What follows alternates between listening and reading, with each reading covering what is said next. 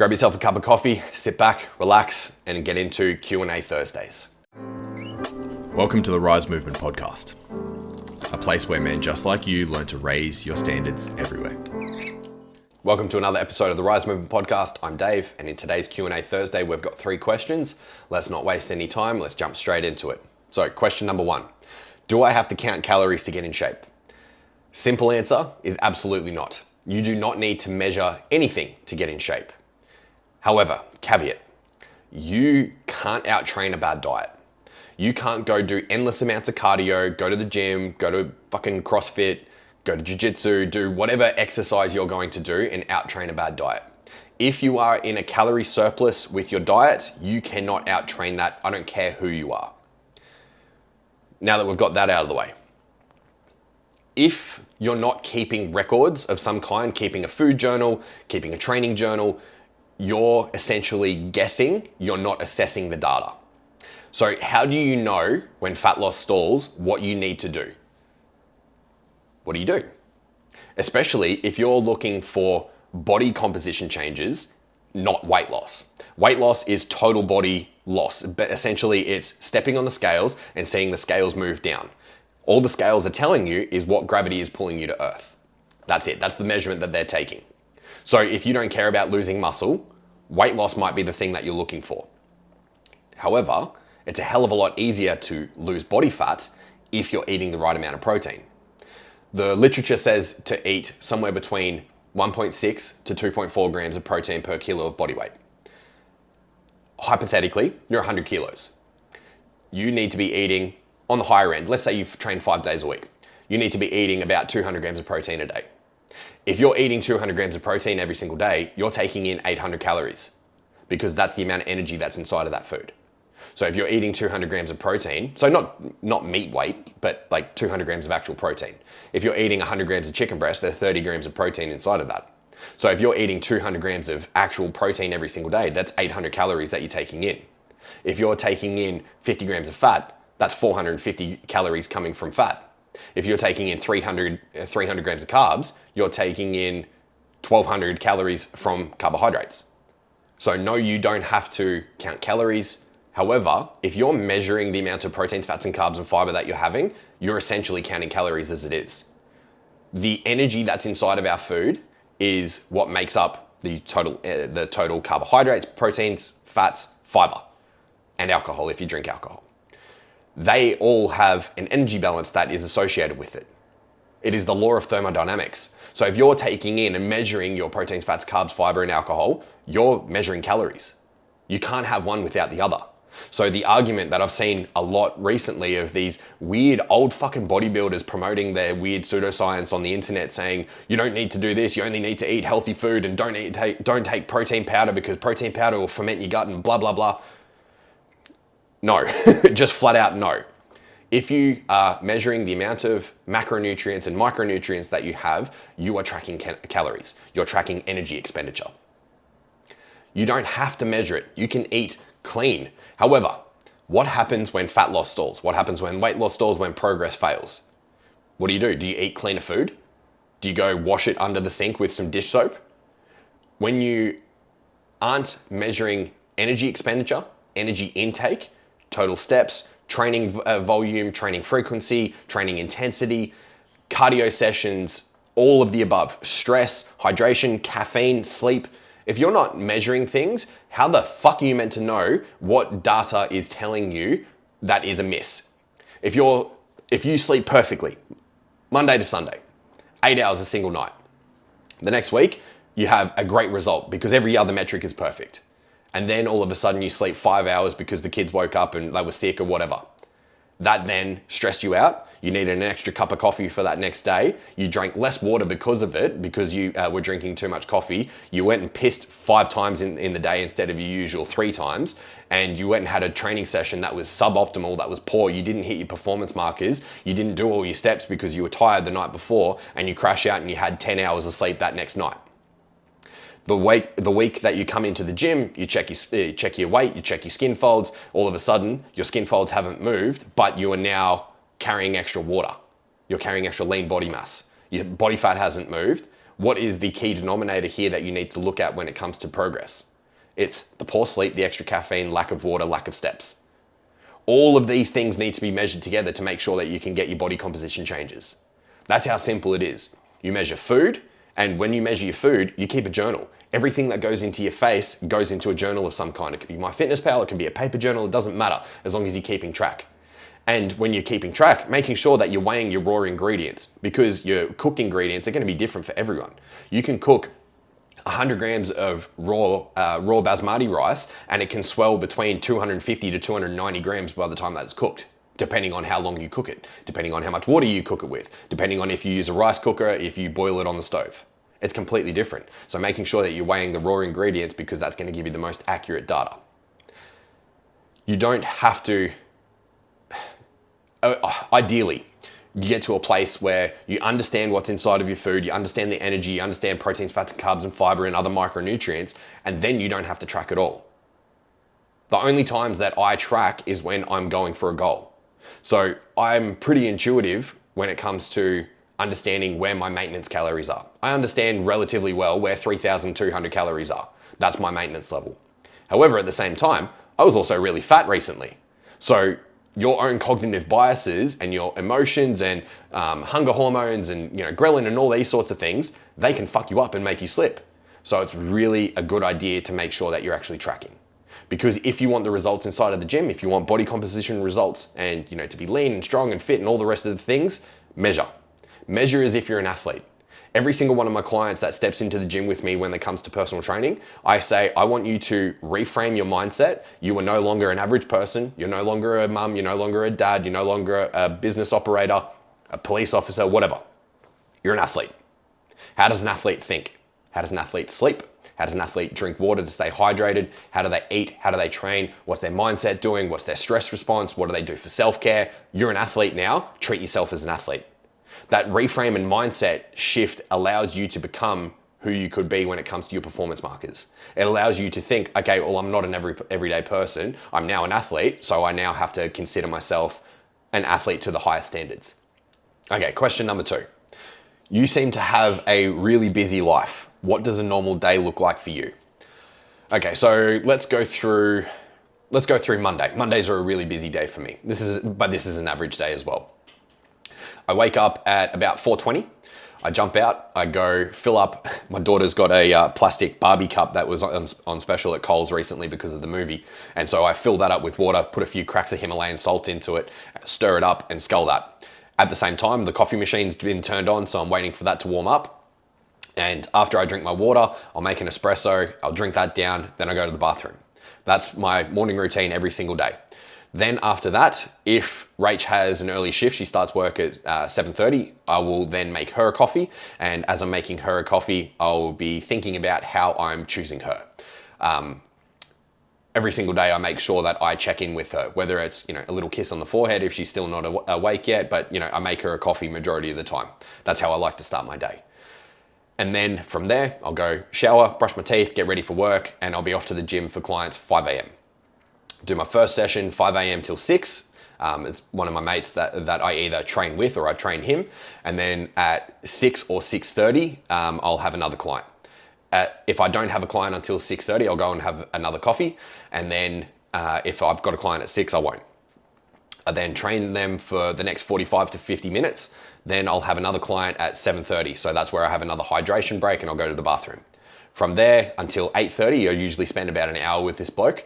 Then I'll go off, get ready for jiu-jitsu, head out to jiu-jitsu because jiu-jitsu's at 9:30. I get there early because otherwise I won't get a car park. And then I train 9:30 until 10:30, sometimes 10:45. From there, I'll go home. I'll get my core power food meals out of the fridge. So it takes me about 20 minutes to get home. So between 11 to 10 past 11, then I'll put them in the microwave, cook them from frozen for 12 minutes. From there, go put my gear in the wash it straight away, put my disinfectant in it straight away, jump in the shower, get out of the shower, get dressed, ready for clients, and sit down, eat my food. I inhale my food, have some more water. Generally after jiu-jitsu, I'm looking to have at least another liter of water to be able to replenish the water that I lost through sweat. And then I'll go off for clients. I usually have an 11:30 client, so I'm eating really quickly and going off to the gym. I'll get to the gym at 11:30, train that person until 12:30. Then I'll come home, record a podcast episode from 1 o'clock till 2 o'clock. At 2 o'clock, 2:15, after I've edited it and it's exporting onto Premiere Pro, I'll go off to school to pick up the kids. I generally get to school at about 2:30, 2:35, just so that I can make sure I get a car park and that I have some downtime. In the time where I'm in the car, whether I'm going to the gym, which is only 7 minutes away, or I'm going to jiu-jitsu, which is 20 minutes away, or going to school, which is 10 minutes, I'm listening to a podcast or I'm listening to an audiobook. Then I pick up the kids, we go get some afternoon tea. Usually we go off to the Woolies over at Carrara and grab them some yogurt and some fruit and stuff like that for afternoon tea and check in with them. Come home, spend a bit of time with them, do some homework if it's necessary, read some books, and then might play a little bit of Fortnite or something with them as well. Then Rach gets home at about 4:30. I make her another coffee as she winds down for the day, tells me about her day, we check in with one another, and then I go off to the gym for PT clients at 5:30. I train people from 5:30 till 7:30. And then at 7:30, if I haven't done a weight session that day, training at 5 a.m. with my mate and client, I'll train myself. And I'll do, Mondays are either chest or back. And so I'll do those with a conditioning routine at the end of it. Conditioning for back this week is battle ropes. It's 65 reps per arm every minute on the minute for 10 minutes. On chest day, it's the rower. This week was 250 meters every minute on the minute for 10 minutes.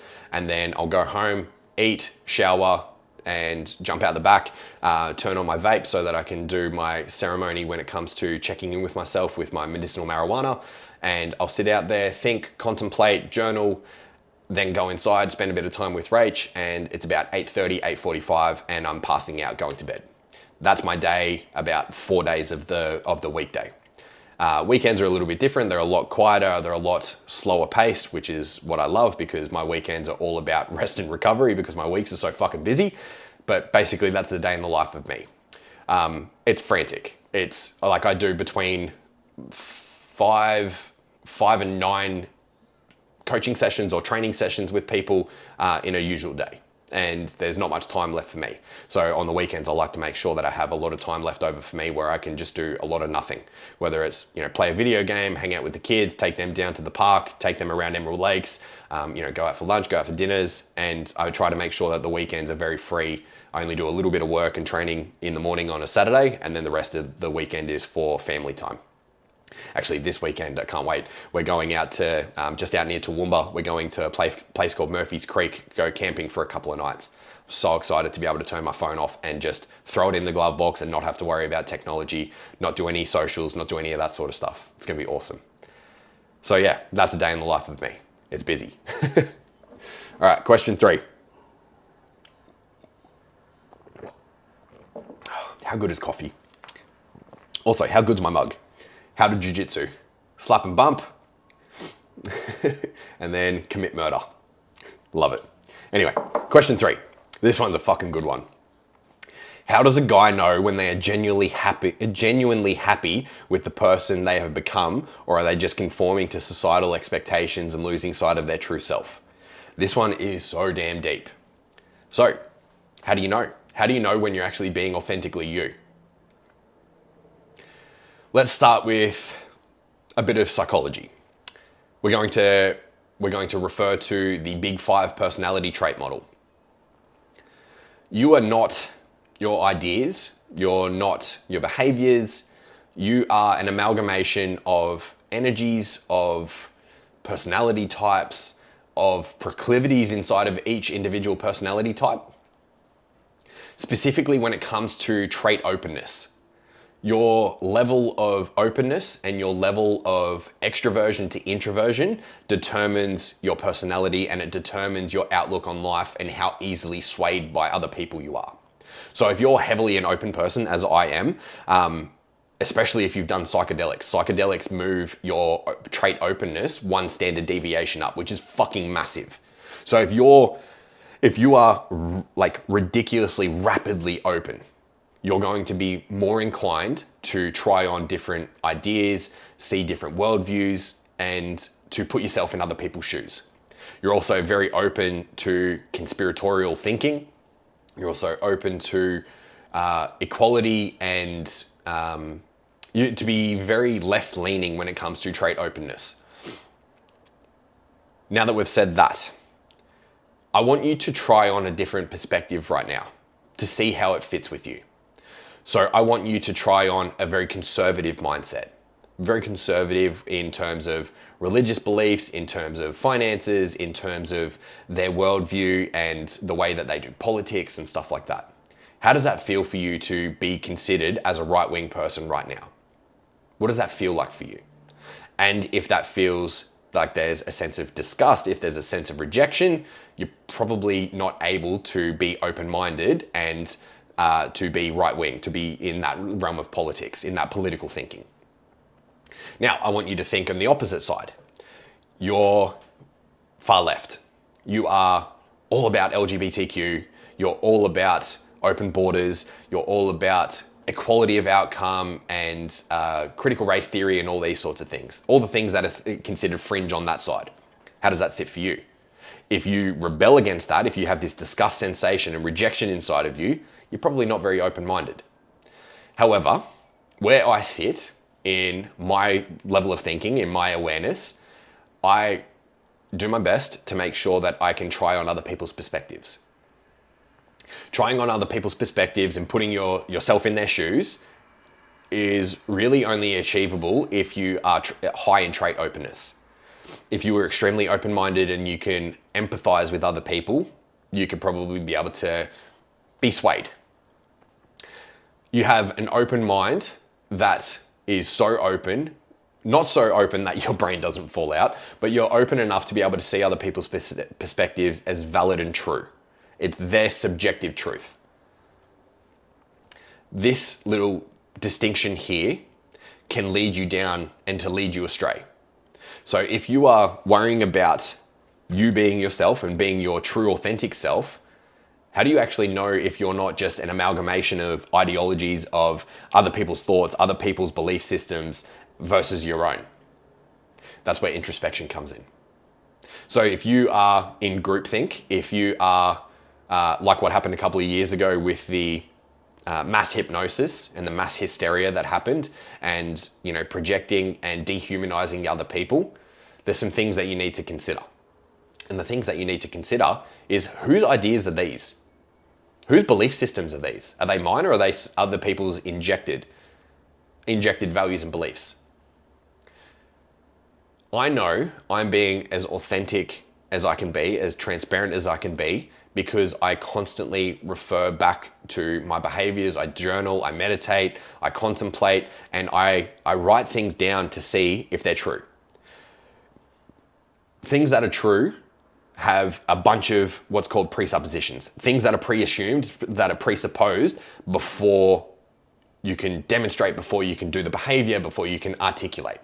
So if I say that train going past right now, that's bad. Train equals bad has a bunch of presuppositions inside of it. So what does that mean for train equals bad? That means that it is disturbing the peace right now. It's disturbing my podcast right now. Train equals bad means that there's a whole bunch of other things underneath it. So if you haven't gone through and done the work to figure out why do I think this? Why is that? Where did this come from? How is it that I come to this? What is the root cause of this problem? What is the root cause of this thinking? You don't actually know if you're authentically yourself. That's why introspection is so important, meditation, counseling, therapy, coaching. That's why it's so important, because if you are just an amalgamation of other people's ideas and ideologies, you're not true authentically yourself. That's what the R.Y.S.E movement is all about, is to raise your standards everywhere. So to raise your standards everywhere is to think, where did this idea come from? Where that Superman logo behind me, where did that come from? Why is my fascination with Superman so important to me? And if I don't address that, if I don't go through and figure out where those presuppositions came from, I'm just grasping at straws. I'm clinging hold of ideologies, because Superman is essentially Jesus Christ. He is that savior for humanity. And so understanding that when I was a child, I saw the symbol of Superman, I saw the symbol of what he did and how heroic he was and how he saved people and all these sorts of things. And I didn't cling hold of religion because I already had that savior archetype in my mind. I saw religion and I went, that's a bunch of stories, that looks like shit. However, when I became older and I started going through, meditation, plant medicine, all the rest of the things that I've been through, I was able to step back and to go, this is the same. These archetypes are the exact fucking same. Seeing Superman, seeing Jesus Christ, and going, they're identical. A perfect example, I'll put it over here in the visuals if you guys are on the audio podcast only. I'm putting up a picture of Henry Cavill's Superman in Man of Steel from 2013. He falls out of the ship with his arms out wide. That's Christ on the cross. That is the archetype of the Savior. And that is what that movie was so heavily representing, is the Savior archetype. If you don't go through your presuppositions and go through your thoughts, your subconscious, your values, your beliefs, any paradigms, anything that was ever taught to you, your, what's the word I'm looking for? Superstitions. If you don't go through the superstitions that you were taught, don't walk under a ladder. If a black cat crosses you, it's bad luck, all these sorts of things. Go through and figure out why, how, what is it that makes me think that? And does it actually serve me? Because then you'll actually see if it's authentically you or not, or if it's just an injected value and belief system from someone else. This is why it's so important to do the work. Because if you're not authentically, transparently who you are and figuring out what is underneath the surface of your consciousness, who are you? Who are you? You're just a bunch of ideas. You're just a bunch of energy that is sitting from other people into you. You're not actually you. Essentially, what you are is an NPC, a non-playable character, someone who has been coded and imprinted by other people, as 99% of the masses are out there. You look at their behaviors, and their behaviors are avoid pain, seek pleasure. That's essentially the amygdala response. Fear, flight, the sympathetic nervous system. The moment that the amygdala triggers, you're in fight, flight, freeze. It's avoid pain, seek pleasure. Avoid pain, I want to move away from negative emotions, negative thoughts, disagreements, rejection, all these sorts of things, and I want to move to what's comfortable. Dopamine, serotonin, I want to move towards coffee, I want to move towards social media, I want to move towards all these things that are giving me the quick dopamine fixes. That's what the masses are doing. And if you guys are a follower of the R.Y.S.E movement and you're raising your standards everywhere, you understand that you're in control of you. You are not your ideas, you're not your behaviors, you are the observer of everything. And like I've said time and time before, in between stimulus and the reaction or response, there's that gap. And if you can have presence inside of that gap to be able to see the stimulus as whatever it is, you get to formulate a response, and then you get to choose your reaction.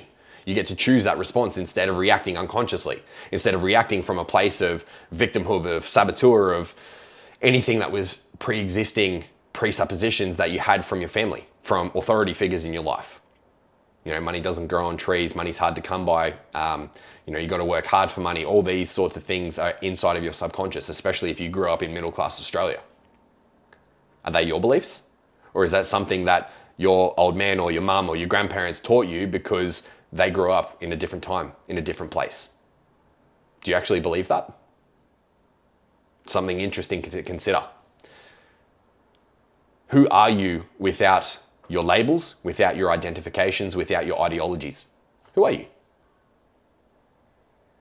If you can't answer that, it's probably time to start looking at your hobbies, your interests, your workplace, your expertise, your values, what you believe about religion, what you believe about politics, what you believe about open borders. There's probably a good chance for you to be able to do some work here and to figure out who you actually are. I think that's where we're going to leave it. That was a good one.